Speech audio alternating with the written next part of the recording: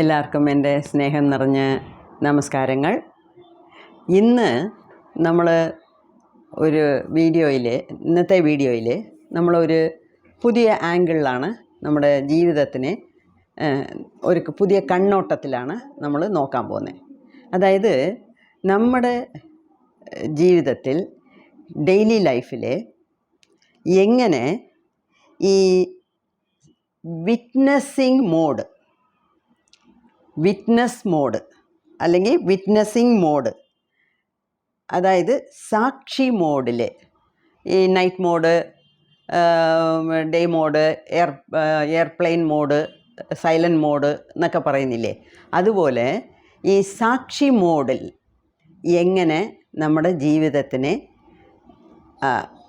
നോക്കണം, എങ്ങനെ ചെയ്യണം, എങ്ങനെ അതിനെ സമീപിക്കണം, അപ്രോച്ച് ചെയ്യണം എന്നുള്ളതാണ് നമുക്ക് മെയിനായിട്ട് ഇന്ന് നോക്കേണ്ടത്. അതായത് അതിന് ഒരു 7 പോയിൻറ്റ്സ് ഞാൻ നോക്കി വെച്ചിട്ടുണ്ട്. ഈ 7 പോയിൻറ്റ്സ് എന്ന് പറയുന്നത്, ഒന്നാമത്തെ കാര്യം നമ്മളുടെ എനർജിയെ കൂട്ടണം. ഞാൻ നേരത്തെയും പറഞ്ഞിട്ടുണ്ട്, ഈ സ്പിരിച്വൽ ലൈഫിൽ മെയിനായിട്ട് നമുക്ക് നോക്കേണ്ടത് എനർജിയെ എങ്ങനെ കൂട്ടണം. എനർജി എന്ന് വെച്ചാൽ കണ്ടമാനം ചോറ് ഫുഡൊക്കെ കഴിച്ച് തടി കൂട്ടുന്നതല്ല, അതല്ല എനർജി. അതായത് അത് എനർജിയാണ്, അത് ശക്തിയാണ്. പക്ഷേ അത് വന്ന് നമുക്ക് ഇങ്ങനെ, അതായത് നമുക്ക് ഈ മെറ്റീരിയലിസ്റ്റിക് ലൈഫിൽ, ഈ സാധാരണ ജീവിതത്തിൽ നമുക്ക് ശക്തിയോടെ ഇരിക്കണം, ഹെൽത്തി ആയിട്ടിരിക്കണം. അതാണ് അത് ആ ആസ്പെക്റ്റിലല്ല ഞാൻ പറയുന്നത്. ഇവിടെ എനർജിയെ കൂട്ടണമെന്ന് പറയുന്നത്, ഞാൻ ഈ 3 ലെയർ പറഞ്ഞില്ലയോ, physical body, mental body, astral body. ഈ ആസ്ട്രൽ ബോഡി എന്ന് പറയുന്നതാണ് പ്രാണിക് ബോഡി, പ്രാണശക്തി നിറഞ്ഞിട്ടുള്ള ഒരു ലെയറാണ് ഈ പ്രാണിക് ബോഡി. ഓക്കെ, അപ്പം ഈ നമ്മൾ മെഡിറ്റേഷൻ ചെയ്യുമ്പം എന്ത് സംഭവിക്കുന്നു, ഞാൻ അന്നേ പറഞ്ഞു, ഈ കോസ്മിക് എനർജി അതിൽ നല്ല അതായത് മാഗ്നറ്റിക് ഫോഴ്സ് ഉണ്ട്, കാന്തശക്തി ഉള്ളതാണ് ആ കോസ്മിക് എനർജി. അതിനകത്ത് കാന്തശക്തി, ചൂട് ശക്തി, അതായത് ഉഷ്ണശക്തി, കാറ്റ് ശക്തി, പ്രാണശക്തി, അങ്ങനെ പല ശക്തികൾ നിറഞ്ഞതാണ് ഈ കോസ്മിക് എനർജി എന്ന് പറയുന്നത്. അതായത് പ്രപഞ്ചത്തിൽ നിന്ന് നമുക്ക് കിട്ടുന്ന എനർജി. അപ്പോൾ ആ എനർജിയാണ് ഈ ബ്രഹ്മരന്ധ്രം വഴി സഹസ്രാരത്തിൽ കയറി, സഹസ്രാരം വഴി നമ്മുടെ സുഷുമ്നാ നാഡി വഴി എല്ലാ ചക്രത്തിലും ഡിസ്ട്രിബ്യൂട്ട് ആവുന്നത്, ഇല്ലയോ. അപ്പം സ്പിരിച്വൽ ലൈഫ് എന്ന് വരുമ്പം, അതായത് ആത്മീയതയിൽ മെയിനായിട്ട് നമ്മൾ നോക്കേണ്ടത് എങ്ങനെ ഈ പ്രാണശക്തിയെ കൂട്ടുന്നത് എന്നതാണ് നമ്മളുടെ ഉദ്ദേശം. ഇപ്പം ഞാൻ അന്ന് ശിവരാത്രിയുടെ അന്ന് ഒരു സ്പെഷ്യൽ വീഡിയോ ഇട്ടല്ലോ, അതിൽ ഞാൻ പറഞ്ഞില്ലേ, നട്ടൽ എന്തുകൊണ്ട് നമ്മൾ നിവൃത്തിയിരിക്കണമെന്ന് പറയുന്നു, ശിവരാത്രിക്ക് ഉറങ്ങരുതെന്ന് പറഞ്ഞാൽ. എന്നാൽ അപ്പം നാച്ചുറലായിട്ടുവേ ഈ പ്രാണശക്തി നമ്മുടെ മൂലാധാരത്തിലിരുന്ന് സഹസ്രാരം വരെ എണീറ്റ് തന്നെത്താനെ പോകാനുള്ള ഒരു സാഹചര്യം ഉണ്ടാകുന്നു. അങ്ങനെ ഉണ്ടാകുമ്പം നമ്മൾ കിടന്ന് ഉറങ്ങിയാൽ അതിൻ്റെ ഒരു ചാൻസ് കുറയുന്നു, അത്രയേ ഉള്ളൂ. അതുകൊണ്ടാണ് ശിവരാത്രിക്ക് ഉറങ്ങരുതെന്ന് പറയുന്നത്. അപ്പോൾ അതുപോലെ ഈ ആത്മീയതയിൽ നമ്മൾ ഇരിക്കുമ്പം കൂടുതൽ നമ്മൾ ശ്രദ്ധിക്കേണ്ടത്, ഫുഡ് കുറയ്ക്കണം, ഉറക്കം കുറയ്ക്കണം. അതെല്ലാം മെഡിറ്റേഷൻ ചെയ്യുമ്പോൾ തന്നെത്താനെ കുറഞ്ഞോളൂ. ഓക്കെ, 3 നേരം കഴിക്കുന്നത് 2 നേരമാക്കണം, 2 നേരം കഴിക്കുന്നെങ്കിൽ അത് 1 നേരമാക്കണം. അപ്പം വലിച്ചുവാരി കഴിച്ച് നമ്മളുടെ എനർജിയെ, ബോഡി വെയ്റ്റിനെ കൂട്ടുന്നതല്ല, അത് ഫിസിക്കൽ ബോഡിയാണ്. അപ്പം ഇപ്പം ഞാൻ പറയുന്നത് എനർജിയെ കൂട്ടണമെന്ന് പറയുന്നത് നമ്മുടെ പ്രാണശക്തിയെ കൂട്ടണം, പ്രാണിക് ബോഡിയിലുള്ള ശക്തിയെ കൂട്ടണം. അതിന് ബെസ്റ്റ് വഴിയാണ് ഈ മെഡിറ്റേഷൻ. അപ്പം മെഡിറ്റേഷൻ ചെയ്യുമ്പം തന്നെത്താനെ എനർജി നമ്മുടെ ദേഹത്ത് കയറിക്കോളും. അത് നമ്മുടെ പ്രാണശക്തിയെ ദേഹത്തിനെ വളരെ സ്ട്രോങ് ആക്കും. ഓക്കെ, അതൊന്ന്. രണ്ടാമത്തെ കാര്യം, അപ്പം ദിവസവും കണ്ടിന്യൂസ് ആയിട്ട്, ദിവസവും വിടാതെ 1 മണിക്കൂറെങ്കിലും, കുറഞ്ഞത് 1 മണിക്കൂറെങ്കിലും മെഡിറ്റേഷൻ ചെയ്യാൻ നമ്മൾ ശ്രമിക്കണം. ഓക്കെ, അതൊന്ന്. രണ്ടാമത്, ശരി, നമ്മൾ മെഡിറ്റേഷൻ ചെയ്യുന്നു, എനർജി വരുന്നു, ആ എനർജിയെ വേസ്റ്റാക്കാതെ നമ്മൾ നോക്കണം. എനർജിയെ വേസ്റ്റ് ആക്കാതിരിക്കുന്നത് എങ്ങനെ? നമ്മൾ ഒരുപാട് കാര്യങ്ങൾ ചെയ്യുന്നു ദിവസവും. അപ്പോൾ അതിൽ കൂടെ നമുക്ക് ഒരുപാട് എനർജി വേസ്റ്റ് ആകുന്നു. ഈവൻ ഉറങ്ങുന്നത് കൂടെ വേസ്റ്റ് ഓഫ് എനർജി എന്നാണ് യോഗിക് കൾച്ചറിൽ സംസാരം. യോഗിക് കൾച്ചറിലുള്ളവർ യോഗീസ് എല്ലാം പറയുന്നത് ചുമ്മാ കിടന്ന് ഉറങ്ങരുത്, ഉറങ്ങിയാൽ എനർജി വേസ്റ്റ് ആകും എന്നാണ് പറയുന്നത്. അതുമാത്രമല്ല, നമ്മളുടെ ദിവസവും ചെയ്യുന്ന കാര്യങ്ങൾ, അതായത് നമ്മുടെ കയ്യിരിപ്പുണ്ടല്ലോ, അത് ഈ എനർജിയെ എല്ലാം ലീക്ക് ചെയ്യാന്ന് വെച്ചാൽ വേസ്റ്റ് ചെയ്യാൻ, ലീക്ക് കൂടല്ല, വേസ്റ്റ് ചെയ്യാൻ, വിരയം ചെയ്യാനുള്ള വഴികളാണ് നമ്മളുടെ കയ്യിലുള്ളത്. എന്തൊക്കെയാ? ദേഷ്യപ്പെടുന്നത്. ഈ ദേഷ്യം എന്ന് പറയുന്നതാണ് ഏറ്റവും മോശപ്പെട്ട ഒരു സ്വഭാവം. ഈ ദേഷ്യത്തിൽ എന്തു ചെയ്യും? ഈ ദേഷ്യം മാത്രമേ, ഈ കോപപ്പെടുന്നത്, ദേഷ്യപ്പെടുന്നത് നമ്മുടെ പ്രാണിക് ലെയറിലുള്ള എനർജിയെ തെറിപ്പിച്ച് കളയും, അത്രയും വേസ്റ്റാക്കി കളയും. ബാക്കി എല്ലാ കെട്ട സ്വഭാവങ്ങളും നമ്മുടെ ഫിസിക്കൽ ബോഡിയെ ബാധിക്കും. നമുക്കിപ്പം കുറച്ച് ശബ്ദമിട്ട് പറഞ്ഞു, ചിലപ്പം തലവേദന വരും, അല്ലെങ്കിൽ ചിലപ്പം നെഞ്ച് പടപടക്കും, ചിലപ്പം ദേഷ്യത്തിൽ ശ്വാസം കൂടും, റേറ്റ് ഓഫ് ബ്രീതിങ് കൂടും. അതൊക്കെ ഫിസിക്കൽ ബോഡിയിൽ നടക്കുന്നതാണ്. ചിലപ്പം മാനസികമായിട്ട് നമുക്ക് ചിലപ്പോൾ ദേഷ്യം വരും, ഒരു വെറുപ്പ്, അതൊക്കെ അത് മനസ്സിനെ ബാധിക്കും. പക്ഷേ ഇത് എല്ലാമേ ഒരളവിന് ഫിസിക്കൽ ബോഡിയെ, ഈ സ്ഥൂല ശരീരത്തിനെയും നമ്മുടെ മനസ്സിനെയും ബാധിക്കുന്നതാണ്. പക്ഷേ ഈ ദേഷ്യപ്പെടുന്നുണ്ടല്ലോ, അതും കണ്ണുമൂക്ക് കാണാതെ കിടന്ന് കത്തുന്നത്, ദേഷ്യപ്പെടുന്നത്, അടിക്കുന്നത്, അവനവൻ്റെ കൺട്രോളില്ലാതെ സംസാരിക്കുന്നത്, കത്തി സംസാരിക്കുന്നത്, ആഞ്ഞാഞ്ഞ് സംസാരിക്കുന്നത്, ഇത് ദേഷ്യത്തിൽ, ഈ ദേഷ്യം എന്നുള്ള കാര്യം മാത്രം നമ്മുടെ പ്രാണിക് ലെയറിനെ അടിച്ച് തറമട്ടമാക്കും. അതുകൊണ്ട് അതുമാത്രമല്ല, ഒരുപാട് പേർക്ക് ഈ ജന്മനാ ഈ ദേഷ്യം, ഈ കഴുത്ത ചുറ്റി നാക്ക്, മൂക്കിൻ്റെ അറ്റത്ത് ചുണ്ടി എന്നൊക്കെ പറയുന്നില്ലേ, അതുപോലെ ഈ തൊട്ടേനും പിടിച്ചേനും ഒക്കെ ദേഷ്യപ്പെടുന്ന ആൾക്കാരുണ്ട്. തൊട്ടേനും പിടിച്ചേനും അവർക്കേ അറിഞ്ഞൂടാ എന്തുകൊണ്ട് അവരിങ്ങനെ കത്തിക്കൊണ്ട് നടക്കുന്നു. അത് അവരുടെ സ്വഭാവമായിപ്പോയി, അവരുടെ രീതി അങ്ങനെ ആയിപ്പോയി. അതിനെ മാറ്റാനും അവർക്ക് യാതൊരു താല്പര്യമില്ല. അവരങ്ങനെ തന്നെ ജീവിച്ചു പോകും. പക്ഷേ അത് അവർക്ക് എത്ര ചീത്ത ചെയ്യുന്നു എന്നുള്ളത് അവർക്കേ അറിഞ്ഞൂടാ. അതുമാത്രമല്ല, നമുക്ക് വേറെയും പല കെട്ട സ്വഭാവങ്ങളുണ്ട്. അടിക്കുന്നത്, ഈ മറ്റവരെ പ്രാകുന്നത്. നമ്മുടെ ദേഷ്യത്തിലെ നമുക്കേ അറിഞ്ഞൂടാ നമ്മൾ എന്ത് സംസാരിക്കുന്നു എന്ന്. മറ്റവരെ ഇട്ട് പ്രാകും, അവരങ്ങനെ പോട്ടെ ഇങ്ങനെ പോട്ടെ. അതൊക്കെ ഒന്ന് ഓർത്തോണം, നമ്മൾ എന്ത് ചെയ്താലും ബോൾ തിരിച്ചടിക്കുന്ന പോലെ നമ്മളെയാണ് തിരിച്ചടിക്കുന്നത്. ആരെ പ്രാഹിയാലും ആ പ്രാക്ക് നമുക്കാണ് വന്ന് ചേരുന്നത്, അവരെ ഒന്നും ചെയ്യാൻ പോകുന്നില്ല. അതേപോലെ കെട്ട ചിന്തകൾ, കെട്ട വാക്കുകൾ. ചില അമ്മമാർ കൂടെ പെറ്റ മക്കളെ ചീത്ത വർത്താനം പറഞ്ഞ് പ്രാഹും. അത് ദേഷ്യത്തിലാണ്, അവർക്ക് സ്നേഹമില്ല എന്നല്ല. പക്ഷേ സ്നേഹമുണ്ടോ ഇല്ലയോ, സ്നേഹം ഇല്ലെങ്കിലും കൂടെ സാരമില്ല. പക്ഷേ ഈ ചീത്ത വർത്താനം പറയരുത്, ചീത്ത വർത്താനം പറയാനേ പാടില്ല. അതേമാതിരി അടിക്കുന്നത്, മറ്റവരെ ഉപദ്രവിക്കുന്നത്, പിച്ചുന്നത്, നുള്ളുന്നത്, അതാ മനസ്സാ വാചാ കർമ്മണ മറ്റവരെ നോവിപ്പിച്ചുകൊണ്ടിരിക്കുന്നത്, ഇതൊക്കെ. അതേമാതിരി മേമറിങ് എന്ന് വെച്ചാൽ പിരിപിരിക്കുന്നത്, മണമണെന്ന് പറയും. അതായത് മറ്റവർക്ക് കേൾക്കരുത്, അതേ സമയത്ത് നമുക്ക് ദേഷ്യം എന്നുള്ളത് അവർക്കും അറിയണം. അപ്പം നമ്മൾ തമ്മിൽ നമുക്കകത്ത് നമ്മളുടെ ഈ ഇതിൽ വലിയ യോഗ്യത അങ്ങനെ ചില സിനിമയിൽ കൂടെ അങ്ങനെ വരും. വെളിയിൽ നല്ലതാന്ന് പറയും, അകത്ത് ചീത്ത വർത്താനം പറയും. അത് നമുക്ക് കാണിക്കും. അതുപോലെ സിനിമയിലൊക്കെ കാണാനും കേൾക്കാനും ഒക്കെ ചിരി വരും, കൊള്ളാം. പക്ഷേ നമ്മുടെ ഡെയിലി ലൈഫിൽ അത് പാടില്ല. ഈ പിരിപിരിക്കുന്നത് എനിക്ക് ഓർമ്മയുണ്ട്. ഞാൻ പറഞ്ഞില്ലേ, 6ാം ക്ലാസ് തൊട്ടേ ഞാൻ രാമകൃഷ്ണ പരമഹംസരുടെ ബുക്സ് വായിച്ചിട്ടുണ്ട്. എന്നുവെച്ചാൽ അതിനകത്ത് ഒരുപാട് കഥകൾ വരും. കഥകളുടെ അടിയിൽ അതിൻ്റെ സാരാംശം തരും. അത് സ്പിരിച്വൽ സയൻസിനെ കുറിച്ചായിരിക്കും. അത് എനിക്ക് അത്രയും മനസ്സിലായിട്ടില്ലെങ്കിലും ചില കഥകളൊക്കെ എനിക്ക് ഇന്ന് രാവിലെ വായിച്ച പോലെ എനിക്ക് ഫ്രഷായിട്ട് എൻ്റെ മനസ്സിലുണ്ട്. എപ്പോഴാണ് 6ാം ക്ലാസ്സിലും 7ാം ക്ലാസ്സിലും പഠിച്ച കഥകൾ. അതിൽ രാമകൃഷ്ണ പരമഹംസർ പറഞ്ഞിട്ടുണ്ട്, നിങ്ങൾ ചെയ്യുന്നതിലെ ഏറ്റവും മോശപ്പെട്ട കാര്യം ഈ പിറുപിറുക്കുന്നതാണ്. ചുമ്മാ പിറുപിറുത്തോണ്ടിരിക്കും. അത് നമ്മളുടെ എനർജി അങ്ങനെ ഡൗൺ ചെയ്ത് കളയും. അപ്പം ഈ വക കാര്യങ്ങളെല്ലാം കൂടെ നമ്മൾ വളരെയധികം ശ്രദ്ധിക്കണം. സോ ഫസ്റ്റ് എനർജിയെ കൂട്ടാൻ നോക്കണം. എനർജി ഒരു വഴിയിൽ കൂട്ടിക്കൊണ്ട് അടുത്ത വഴിയിൽ അതിനെ ലീക്ക് അടിച്ചുകൊണ്ട് അതിനെ വെളിയിൽ ഇങ്ങനെ പറഞ്ഞു വിട്ടുകൊണ്ടിരുന്നാൽ ശരിയാവത്തില്ല. സോ ഏതേത് കാര്യങ്ങളിൽ എനർജി വേസ്റ്റേജ് നഷ്ടപ്പെടുന്നു എന്നുള്ളതൊക്കെ നമ്മൾ കണ്ടുപിടിച്ച് അതിൻ്റെ വഴിയെല്ലാം അടയ്ക്കണം. അതിൽ ഏറ്റവും ഇമ്പോർട്ടൻ്റായിട്ട് മുഖ്യമായിട്ടുള്ള ഒരു കാര്യമാണ് ദേഷ്യത്തിനെ കുറയ്ക്കണം. എല്ലാ രീതിയിലും ദേഷ്യത്തിനെ കുറയ്ക്കണം.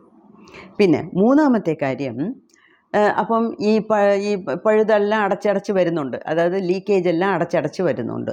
മൂന്നാമത്തെ കാര്യം, എനർജിയെ ചേർക്കാൻ നോക്കണം. ഈ മെഡിറ്റേഷൻ ചെയ്യുന്നതെന്ന് പറയുന്നത് എനർജിയെ ഉള്ളിൽ വാങ്ങുന്നു.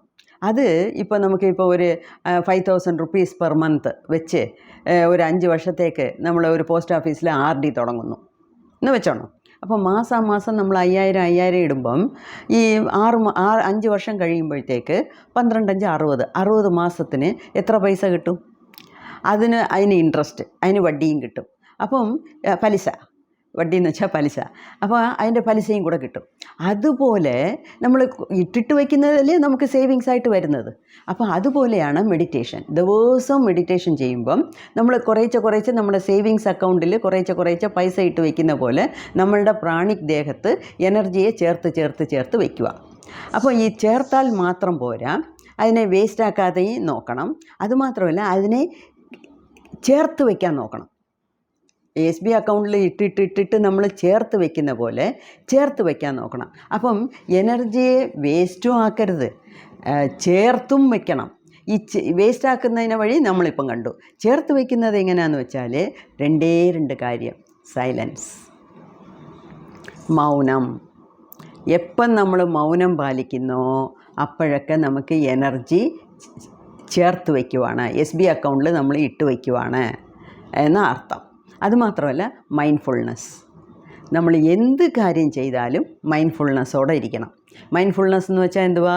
മനസ്സും ദേഹവും ഒരേ സ്ഥലത്തിരിക്കണം, ഒരേ കാര്യത്തിലിരിക്കണം. നടക്കുവാണെങ്കിൽ നടക്കുന്നതിൽ മാത്രം ശ്രദ്ധ, കഴിക്കുവാണെങ്കിൽ കഴിക്കുന്നതിൽ മാത്രം ശ്രദ്ധ. ചിലർ പറയും, കഴിച്ചിട്ട് എണീക്കുമ്പം എന്തുവാ എന്ന് ചോദിച്ചാൽ എന്തോ കഴിച്ചു, രാവിലെ എന്തോ കഴിച്ചു എന്ന് ഉച്ചയ്ക്ക് ചോദിച്ചാൽ അറിഞ്ഞൂടാ. എന്തോ വാരി കഴിച്ചു, വിശന്നു വാരി കഴിച്ചു, അത്രയേ ഉള്ളൂ. അങ്ങനെയാണ് ചിലരുടെയൊക്കെ പോക്ക്. അപ്പം അതെല്ലാം വിട്ടിട്ട്, മൈൻഡ്ഫുൾനെസ്സിനെ കുറിച്ചേ നമ്മളൊരു വീഡിയോയിൽ കണ്ടിട്ടുണ്ടോ ഫുള്ളായിട്ട്. അപ്പം എവിടെ നമ്മുടെ മനസ്സും ദേഹവും ഒരുമിച്ച് ഒരു കാര്യത്തിൽ നമ്മൾ ഈടുപെടുന്നോ അതാണ് മൈൻഡ്ഫുൾനെസ്. സോ മൈൻഡ്ഫുള്ളായിട്ടുള്ള കാര്യങ്ങൾ ചെയ്യുക, മൗനമായിട്ടിരിക്കുക. എവിടെ ഒക്കുവോ അവിടെയൊക്കെ സംസാരം കുറയ്ക്കുക. അപ്പം തന്നെ നമ്മുടെ എനർജി കൂടി വരും. എന്നുവെച്ചാൽ വേസ്റ്റ് ആവുന്നത് കുറയുന്നു. അതുമാത്രമല്ല, നമ്മൾ വായടച്ചിരിക്കുമ്പോൾ ഈ വെറുതെ സംസാരിക്കുമ്പോഴേ ഒരുപാട് എനർജി വേസ്റ്റ് ആവുന്നുണ്ട്. സാധാരണ സംസാരത്തിൽ കൂടെ തന്നെ ഒരുപാട് എനർജി വേസ്റ്റ് ആവുന്നുണ്ട്. അപ്പോൾ അതൊക്കെ ഒന്ന് മാറ്റിയെടുക്കുക. അപ്പം 3 രീതിയിൽ നമ്മൾ എനർജിയെ ചേർത്ത് വയ്ക്കാനുള്ള വഴി നോക്കുക. പിന്നെ 4ാമത്തെ കാര്യം, നല്ല പുസ്തകങ്ങൾ വായിക്കുക. ഈ ആത്മീക രീതിയിൽ തന്നെ ഒരുപാട് നല്ല പുസ്തകങ്ങളുണ്ട്, അതെല്ലാം വായിക്കുക. അപ്പം ഞാനും ഇപ്പം മനസ്സിൽ വിചാരിക്കുന്നത്, നാളത്തെ അത് ഐഡിയ മാറുമായിരിക്കും. അപ്പം ഞാൻ വിചാരിച്ചു ഒരു 100 വീഡിയോസിൽ നമ്മൾ ഇങ്ങനത്തെ കാര്യങ്ങളെല്ലാം പറഞ്ഞിട്ട് 100 കഴിയുമ്പം ഈ ഓരോ ബുക്കായിട്ടെടുത്ത് ബുക്ക് റിവ്യൂ ചെയ്യാം. അപ്പം ഒരു ബുക്കിൽ 10 ചാപ്റ്റർ ഉണ്ടെങ്കിൽ ഓരോ വീഡിയോയിലും 2-3 ചാപ്റ്റേഴ്സ് ഞാൻ വായിച്ചിട്ട് അതിൻ്റെ രത്നച്ചുരുക്കത്തിൽ അതിൻ്റെ പോയിൻറ്റ്സൊക്കെ എഴുതിയെടുത്ത് അതിനെ ഓരോ വീഡിയോയിലായിട്ട് പറയാം. അപ്പം നിങ്ങൾക്കും ആ ബുക്ക് വായിച്ചതിൻ്റെ ഒരു ഫീല് കിട്ടും. ആ ബുക്കിലുള്ള അറിവ് നിങ്ങൾക്ക് നേടാൻ പറ്റും. നിങ്ങൾക്ക് മെനക്കെട്ട് ബുക്ക് വാങ്ങിക്കാനോ വാങ്ങിക്കാൻ വയ്യ, അല്ലെങ്കിൽ വാങ്ങിച്ചാൽ ഇംഗ്ലീഷിലുള്ളത് എനിക്ക് മനസ്സിലാവത്തില്ല, അല്ലെങ്കിൽ എനിക്ക് വായിക്കാനൊന്നും അറിഞ്ഞുകൂടാ, അത്രയും വലിയ ഇതൊന്നും വാക്കുകളൊന്നും എനിക്ക് പിടികിട്ടത്തില്ല എന്നൊക്കെ പറഞ്ഞാൽ നിങ്ങൾ ഒന്നിനും വിഷമിക്കേണ്ട. എന്നാലായത് എൻ്റെ കയ്യിൽ കുറേ ബുക്സുകളുണ്ട്. കുറേ ബുക്സുകളിൽ മുക്കാലും എല്ലാം ഞാൻ വായിച്ചതുമാണ്. അപ്പം അതൊക്കെ ഞാൻ ഇനി ഒരു പ്രാവശ്യം കൂടെ വീഡിയോയ്ക്ക് വേണ്ടി വായിച്ച് അതിൻ്റെ പോയിൻറ്റ്സ് എല്ലാം നോട്ട് ചെയ്ത് ഞാനത് നല്ല രീതിയിൽ പറഞ്ഞ് അവതരിപ്പിച്ച് തരാം. ഓക്കെ, അപ്പം ബുക്സ് അതുമാത്രം അതിനു വേണ്ടി നമ്മൾ കാത്തിരിക്കേണ്ട. ഓൾറെഡി നിങ്ങൾക്ക് ആ ബുക്ക് റീഡിങ് ഹാബിറ്റ് ഉണ്ടെങ്കിൽ ഒരു നല്ല നല്ല പുസ്തകങ്ങളൊക്കെ വായിച്ച് അതിനെ മനസ്സിലാക്കുക. എന്നുവെച്ചാൽ അതും നമുക്ക് നല്ല അറിവ് നൽകും. ഓക്കെ, അതുമാത്രമല്ല അടുത്ത പോയിൻറ്റ് സജനസംഗത്യം. സജനസംഗത്യം എന്ന് പറഞ്ഞാൽ നമ്മളുടെ കൂട്ട് ഈ പാതയിൽ പ്രയാണം ചെയ്യുന്നവർക്ക് അവരുടെ കൂടെയൊക്കെ സംസർഗം. ഞാൻ പറഞ്ഞില്ലയോ, ഈ ധ്യാനം എന്ന് വെച്ചാൽ എന്തുവാന്നേ അറിഞ്ഞൂടാ, അല്ലെങ്കിൽ ഈ ധ്യാനമൊന്നും എനിക്ക് ഈ ജന്മത്തില്ല, എനിക്കിതിലൊന്നും ഇൻട്രസ്റ്റേ ഇല്ല എന്ന് പറയുന്നവരുടെ കൂടെയൊക്കെ നമ്മൾ സംസർഗം കുറയ്ക്കുക. നമ്മളുടെ ഒരേ ഫ്രീക്വൻസിയിൽ ഒരേ വേവ് ലെങ്ത്തിന് ഉള്ള ആൾക്കാർ, ഇപ്പം ഈ കൈലാഷ് ചാനലിൽ നമ്മൾ ഒന്നിച്ച് പ്രയാണിക്കുന്നു. അപ്പോൾ ആ പ്രയാണത്തിൽ എത്രയൊക്കെ പയണിക്കുമ്പം എങ്ങനെയൊക്കെയാണ് പോന്നേ എന്നുള്ളത് അവരുടെ കൂടെ സംസാരിക്കുക. അവർ ദിവസവും അങ്ങോട്ടും ഇങ്ങോട്ടും നമ്പർ വാങ്ങിക്കുക. കുറച്ച് നേരം, മണിക്കൂറുകളല്ല, കുറച്ച് നേരം. ഇന്ന് ധ്യാനം ചെയ്തോ? ശരി. ഇന്ന് എങ്ങനെയുണ്ട് ഹെൽത്ത്? ഇന്ന് ദേഷ്യപ്പെട്ടോ? ഞാൻ ഇന്നിങ്ങനെ സംഭവിച്ചു, ഞാൻ ഇന്ന് ദേഷ്യമേ പെട്ടില്ല, ഞാൻ കംപ്ലീറ്റ് കൺട്രോളിലായിരുന്നു. അങ്ങനെ പറയുമ്പം നമ്മുടെ ഫ്രണ്ട് അല്ലെങ്കിൽ നമ്മുടെ ഫ്രണ്ട്സ് കേൾക്കുമ്പം അവൾക്കത് പ്രാക്ടീസ് ചെയ്യാൻ പറ്റി, അപ്പോൾ എനിക്കും പറ്റും, ഞാനും അങ്ങനെ തന്നെ ചെയ്യും. ഒരു പ്രോത്സാഹനം, ഒരു ഉന്മേഷം. അതിനാണ് നല്ല കാര്യങ്ങൾ, നല്ല വഴിയിൽ പോകുന്ന നമ്മളുടെ കൂട്ട് നല്ല വഴിയിൽ സഞ്ചരിക്കുന്നവരുടെ കൂടെ മാത്രമേ നമുക്കിനി സംസർഗം പാടുള്ളൂ. എല്ലാവരടുത്തും എല്ലാ കാര്യവും മനസ്സ് തുറന്ന് പറയേണ്ട ആവശ്യമേ ഇല്ല, പറയരുത്. അത് വളരെ ശ്രദ്ധിക്കണം. അതുമാത്രമല്ല, അപ്പം മെഡിറ്റേഷൻ ചെയ്യുക, ലീക്കേജ് തടയുക, ചേർത്ത് വയ്ക്കാനുള്ള മൗനവും മൈൻഡ്ഫുൾനെസ്സും പ്രാക്ടീസ് ചെയ്യുക. പിന്നെ 4-മത്തെ നല്ല നല്ല ബുക്സുകൾ വായിക്കുക. 5-മത്തെ സജനസംഗത്യം, നമ്മളുടെ കൂട്ടുള്ള ആളുകളോട് മാത്രം സംസർഗം വയ്ക്കുക, സംസാരിക്കുക. പിന്നെ സർവീസ് ചെയ്യുക, സേവ. എന്തൊക്കെ രീതിയിൽ നമുക്ക് സേവ ചെയ്യാൻ പറ്റുമോ അതൊക്കെ ചെയ്യണം. ഞാൻ ഒരു കാര്യം പറയട്ടെ. ഇപ്പം നമ്മൾ കുറേ തുണികൾ അടുക്കി വെച്ചിട്ടുണ്ട്. ഒരു ചൊല്ലുണ്ട്, ഒരു സാധനം നിങ്ങൾ വീട്ടിൽ വെച്ചിരിക്കുന്ന സാധനം 6 മാസം ഉപയോഗിച്ചില്ലെങ്കിൽ അത് ഇനി നിങ്ങൾക്ക് ഈ ജന്മത്ത് അതിൻ്റെ പ്രയോജനം വരത്തില്ല എന്നുള്ളതാണ് ഒരു വെപ്പ്. ഓക്കെ, ഒരു പഴഞ്ചൊല്ലെന്ന് വെച്ചോണമേ. അപ്പം കുറേ വർഷങ്ങളായിട്ട് നമ്മൾ തുണികളൊക്കെ മടക്കി വെച്ചേക്കും. ഇത് നാളെ ഇടാം, ചിലർക്ക് ഒന്നും കൊടുക്കാൻ മനസ്സ് വരത്തില്ല. അങ്ങനെ നമ്മൾ ചെയ്യരുത്. ഒരു 3 മാസം കഴിഞ്ഞോ ഒരു 6 മാസം കഴിഞ്ഞോ നമ്മൾ ഒരുപാട് വിലയുള്ള തുണികളൊന്നും വാങ്ങിക്കരുത്. ഡെയിലി ലൈഫിന് സാധാരണ തുണികളൊക്കെ മതി. അപ്പോൾ അത് വാങ്ങിച്ച് ഒരു 3 മാസം ഇടുക. കീറിപ്പറിഞ്ഞ് പിന്നീട് ചായം പോയി വെളുത്തെ പിന്നീട് കൊടുക്കരുത്. നല്ല കണ്ടീഷൻ ഇരിക്കുമ്പം തന്നെ നല്ലപോലെ നനച്ച് അയൺ ചെയ്ത് ആർക്കെങ്കിലും ഇല്ലാത്തവർക്ക് അങ്ങ് കൊടുക്കുക. അതുമാത്രമല്ല, ഇപ്പോൾ സ്കൂൾ തുറക്കുന്നു. എത്രയോ കുട്ടികൾക്ക് സ്കൂളിൽ പോകാൻ വയ്യ, യൂണിഫോം വാങ്ങിക്കാൻ കാശില്ല, ഷൂസ് വാങ്ങിക്കാൻ കാശില്ല, പാഠപുസ്തകങ്ങൾ വാങ്ങിക്കാൻ കാശില്ല. അങ്ങനെയുള്ളവർക്കെല്ലാം നമ്മളുടെ ചിലവിനെ കുറച്ച് കാശ് മിച്ചപ്പെടുത്തി അങ്ങനെയുള്ള ജെന്യുവിനായിട്ടുള്ള ആൾക്കാർക്കൊക്കെ നമ്മൾ സഹായിക്കണം. അതും ഒരു സേവയാണ്. ഇപ്പം നിങ്ങൾ കുറച്ച് പഠിച്ചിട്ടുണ്ട്, നല്ലപോലെ നിങ്ങൾക്ക് മാത്സ് അറിയാം, അല്ലെങ്കിൽ മലയാളം അറിയാം, അല്ലെങ്കിൽ സാൻസ്ക്രിറ്റ് അറിയാം. അടുത്തുള്ള 4 പിള്ളേരെ വിളിച്ച് പറഞ്ഞു കൊടുക്കണം.